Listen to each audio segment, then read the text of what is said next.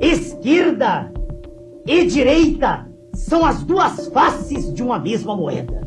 E, por ser assim no Brasil, os homens de bem foram adquirindo repugnância pela atividade política, foram se afastando, e dela então se aproximaram aqueles que pertencem à escória da sociedade, os mal-dotados, os incompetentes, os incultos, os hipócritas, os aproveitadores, os que viram e veem na política um excelente meio de vida fácil. E é por tudo isto que estamos nesta situação de desgraça, de miséria cultural e falta de esperança. Esta é a realidade da política brasileira. Ai, Brasil, ô patriazinha de gente burra, nosso excelentíssimo país soberano, atualmente entrou em uma era das trevas onde a polarização derreteu cérebros alheios, a ponto de só existirem dois lados. Ou você é de esquerda ou é de direita. Ou você é do bem ou é do mal. O mal! O mal! Ou você é de Jesus ou do demônio. Para muitos, não existe meio termo. Enfim, o mais engraçado disso tudo é saber que em 2018, apenas 15% da população se considerava totalmente de direita ou esquerda. Hoje, a situação é bem mais dramática. Uma pesquisa do ano passado mostra que 24% da população se autodeclara de direita, enquanto 18% assume ser totalmente de esquerda. Ou seja, uma verdadeira Guerra Fria brasileira, chegando ao ponto em que as pessoas param de debater e passam a se odiar simplesmente por causa da sua posição política. Onde é que tá o amor, gente? Acho que o Ian Neves sabe responder essa pergunta, né? Amor é o cara. A gente não precisa de amor. As consequências disso? Bem, a gente quase sempre enxerga no debate público, que mais parece uma luta à mão armada, quase sempre deixando um rastro de brigas nas redes sociais e possíveis romances conturbados arruinados. Mas afinal, o que é essa polarização? No vídeo de hoje, vamos discutir um pouco sobre esse fenômeno ideológico complexo que aflora os corações comunistas e liberais do nosso humilde país. Então aproveita que já está aqui e se inscreve no canal para não perder os próximos vídeos. E deixe seu like, hype o vídeo, se essa bagaça estiver ativa, para que esse vídeo chegue até seu tio bolsonarista extremo e aquela tia que é professora e comunista, né?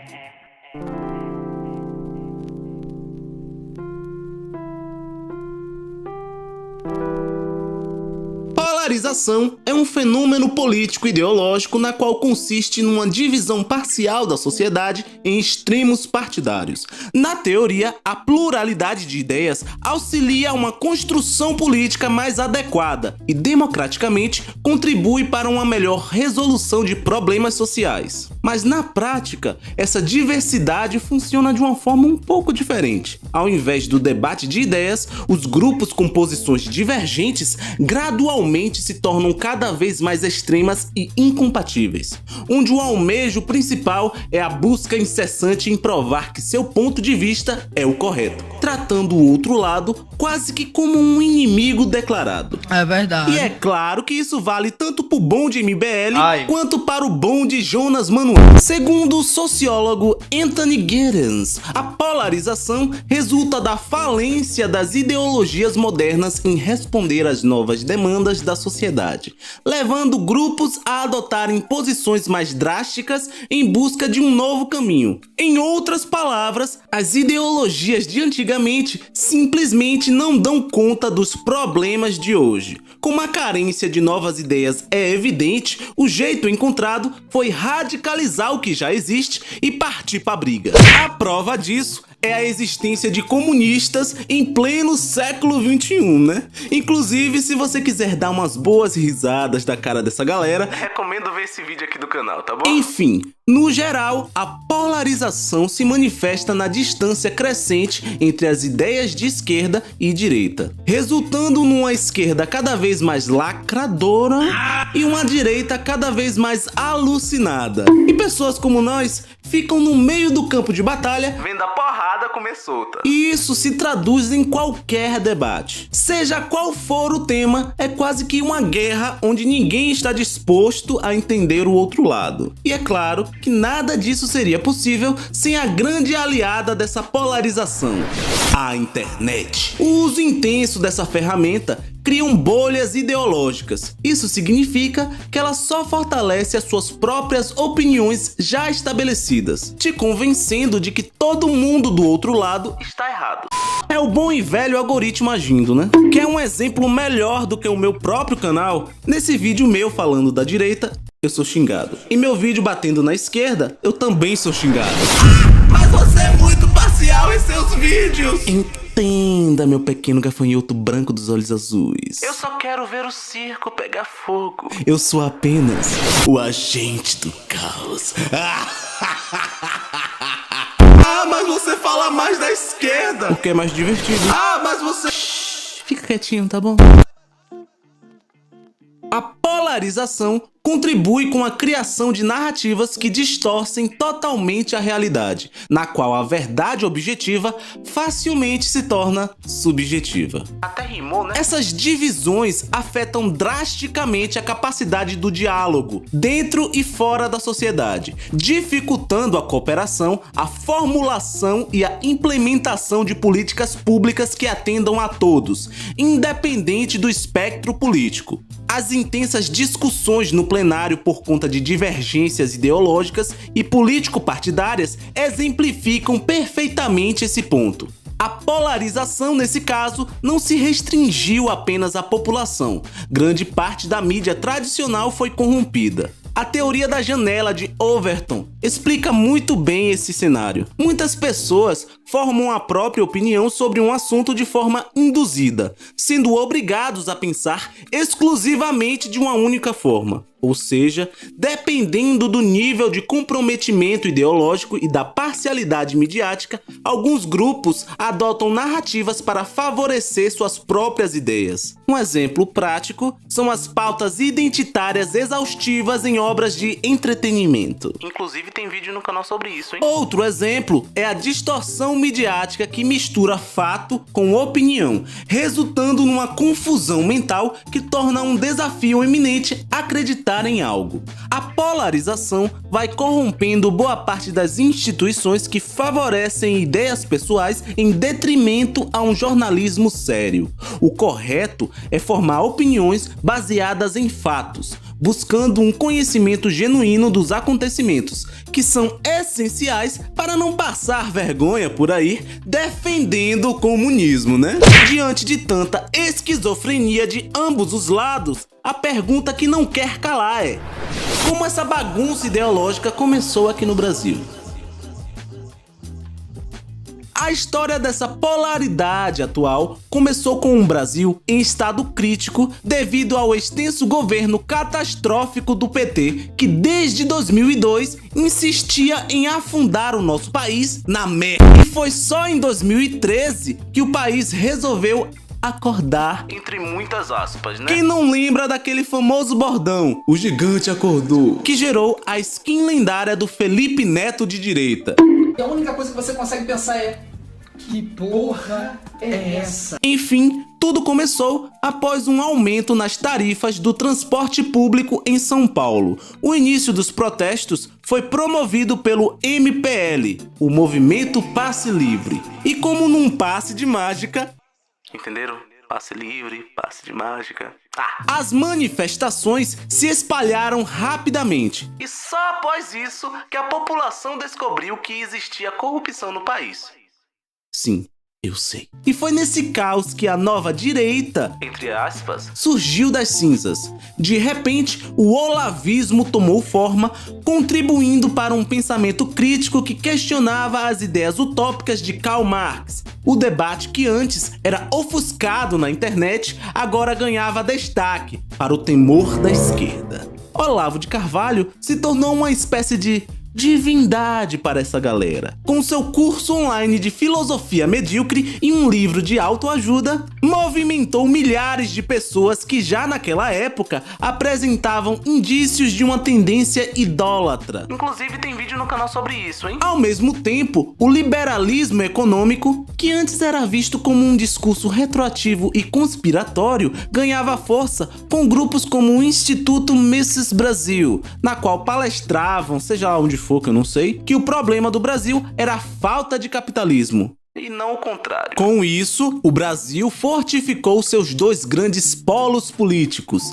De um lado, a esquerda com o PT e seus líderes corruptos, defendendo o progressismo e o relativismo moral. Do outro lado, a direita, com o Olavo de Carvalho, Bolsonaro e os liberais. O único ponto em comum que eles tinham era o ódio ao PT e ao comunismo, que diga-se de passagem, né? Nunca teve um real espaço no debate majoritário. No fim das contas, o que uniu todos no mesmo barco foi a enorme repulsa ao governo petista, fazendo indivíduos como Felipe Neto e Bolsonaro serem companheiros de avenida. Inclusive, salvo engano, Felipe Neto já chegou a apoiar Bolsonaro em um de seus vídeos, hein?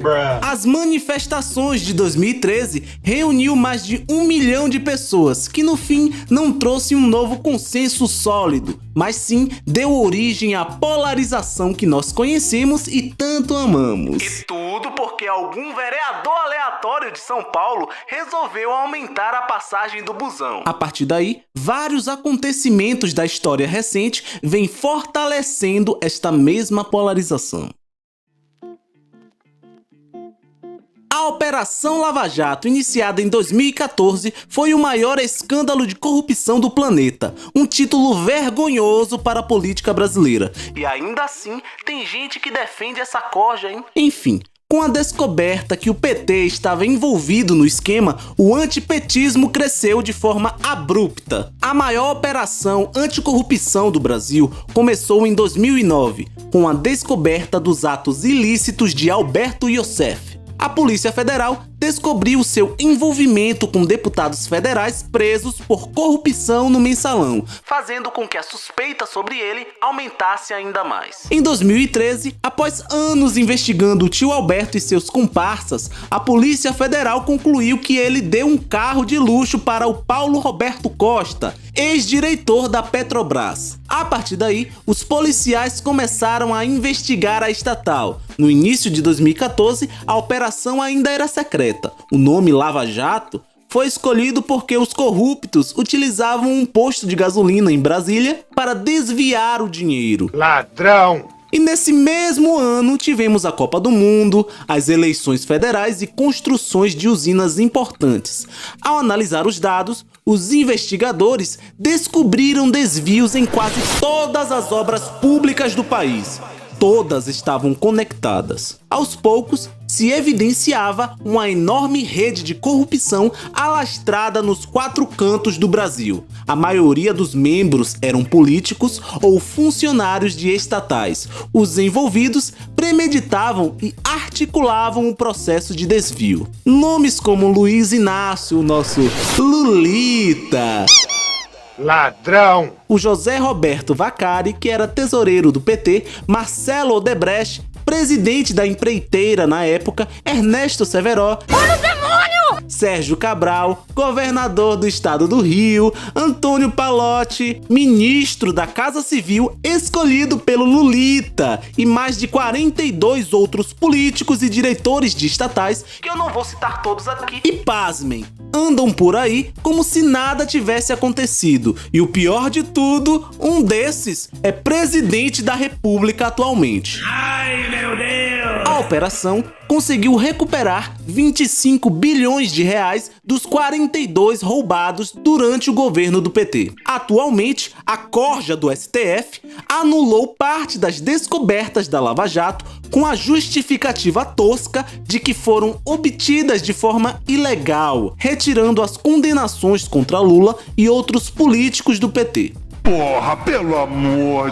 E ainda assim, tem gente que acredita que o Supremo vai resolver alguma merda. Após todo esse escândalo, o sentimento antipetista se aflorava nos corações arrependidos. Mas mesmo assim, adivinha que partido ganhou as eleições? Puta que pariu! Muitos protestantes criticavam os gastos excessivos do governo Dilma com a Copa do Mundo e outros problemas econômicos. Além do sistema de saúde pública ruim, uma educação que estava longe de ser referência, que quase sempre ocupava os últimos lugares em rankings internacionais como o PISA. Dilma, mesmo com todas as adversidades, venceu as eleições de 2014. Porém, o antipetismo já tinha ganhado força, resultando no seu impeachment no ano de 2016. E ainda tem gente que acredita até hoje que foi golpe, hein?